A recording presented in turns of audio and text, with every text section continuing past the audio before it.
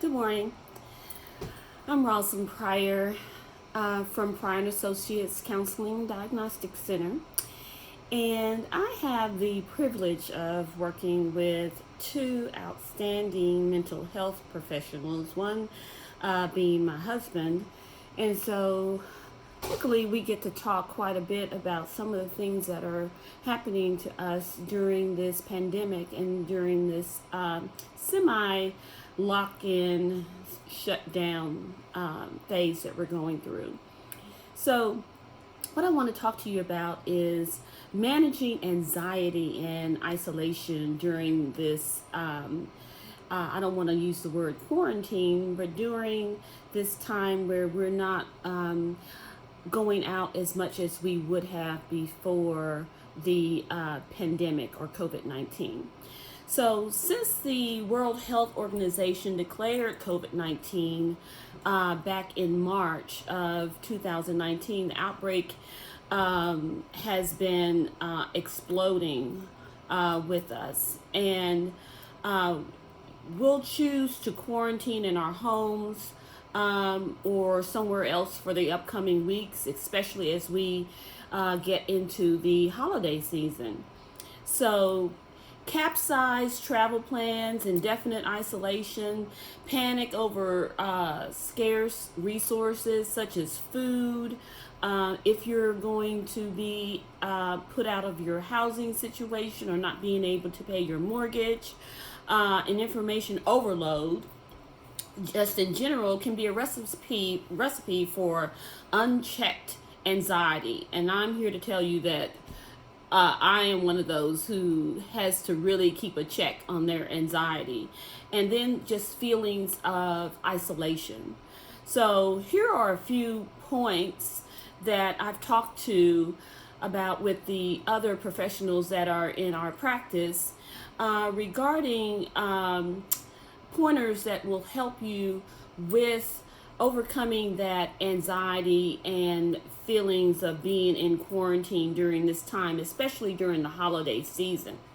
So, number one is you have to refrain from saying, I'm stuck inside, to saying, I can finally focus on my home and myself.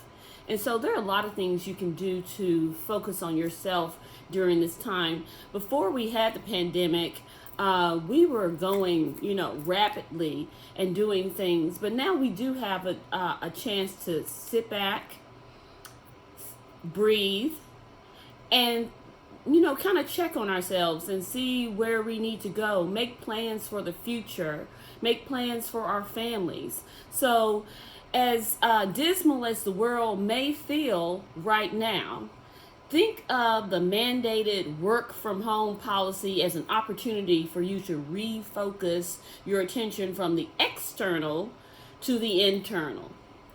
Doing one productive thing a day can lead to a more positive attitude. Set your sights on long avoided tasks like reorganizing, cleaning out your closet, which I need to do, or creating something you've always wanted to create. So think about those things during the pandemic. Number two is that you can stay close to your, you need to stay close to your normal routine or stay close to a routine. So try and maintain some semblance of structure from the pre-quarantine days. So don't get totally out of your pre-quarantine days. For those individuals with children, sticking to a routine might be easier. However, if you work from home, it could be tempting for you to fall into a lackadaisical routine where you don't get up on time, you stay in bed longer. Try to avoid that because you get lethargic and you get that in that lethargic lifestyle, which can lead to negative thinking. So wake up and go to bed around the same time as you would if you were getting up and going to work. eat your meals at the same time, fix your breakfast at the same time, shower, adapt. I even got into an exercise program, started an exercise program during COVID-19, and I've actually lost some weight. And I'm in better health than I was when the COVID-19 started. So do the laundry on Sundays as you usually do. Not only will you be sticking to a normal routine, but you'll also be keeping active and less likely to spiral into those negative behaviors. Number 3, it's avoid obsessing over endless coronavirus coverage. I am so guilty of that. Freeing up your day from work or social obligations gives you plenty of time. Let me tell you, plenty of time to obsess. And if you have a tendency to consult Google, CNN for every itch and sneeze, you may be over-researching the pandemic as well. So choosing only certain credible websites, the WHO, the World Health Organization, or the CDC.gov website is a good start for a limited amount of information each day, and maybe limited to certain chunks like 30 minutes each day will be the best thing in your interest during this time. Don't over obsess like I do sometimes and watch CNN, in the evenings and, not watch my regular programs. Number 4, a chaotic home can lead to a chaotic mind. Now, with all the uncertainty happening outside your home, try to keep the inside organized. And that's pretty hard to do, especially if you have kids that are there, that are usually not there. But you want to try to keep everything predictable and clean. Now, setting up mental zones for daily activities can be helpful to organize your day. For example, try not to eat in bed or work on the sofa just as you did before. Eat at the kitchen table if you did before, and work at your desk. Loosening these boundaries just muddles your whole routine. And when this is all over, since we are going to have some vaccines hopefully coming up in the next few months, will help you ease back into your regular routine. Additionally, a cluttered home can cause you to become more uneasy and claustrophobic of the environment. So try to keep it tidy if you can. I know it's difficult when you have kids that are at home and they're not necessarily in school right now or in school all the time. Number 5 is start a new quarantine ritual. With this newfound time, why not do something special during these quarantine days? For example, perhaps you can start a daily journal to jot down thoughts.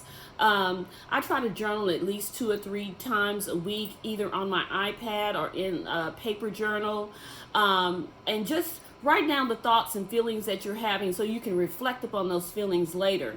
Or you can take a walk and reflect upon those feelings. I kind of reflect upon mine in the morning while I'm walking on my treadmill. You can FaceTime with your friends, with your sisters, with your family every morning. Or start painting if it's something that you've always wanted to do, which can add something not only colorful, but it can add something to your daily life that you've always wanted to do. Have something special during this time that you can look forward to each day. Next is use telehealth as an option to talk to professionals if your anxiety becomes unmanageable. Now, I know in our practice, we are doing just about, I would say at least 90% of telehealth visits. I'm doing most all of my visits via telehealth. So use the telehealth option as a way to talk to professionals if your anxiety becomes unmanageable. Many licensed psychologists, we have nurse practitioners here, psychiatric nurse practitioners, as well as licensed professional counselors. Many are licensed over HIPAA, and they're HIPAA compliant video chat platforms that you can use. And remember to reach out for help if your anxiety is reaching proportions that is unmanageable and without professional help. Don't let it go so far that you become just paralyzed. Letting go of illusions of control and finding peace in the fact that you are doing your part to flatten the curve will certainly build mental strength to combat the stressful situation the whole globe is experiencing right now. So again, if you have any questions or you need to speak with someone regarding your mental health or something that you are going through, I'm not a mental health counselor, but I work with two wonderful people that are, and if you need some help or you need to speak with someone, please contact us. Our phone number is 972-900-9730, or you can just go to the website at www.pryonassociates.com. Thank you very much, and have a wonderful Thanksgiving and the rest of your week. Bye-bye.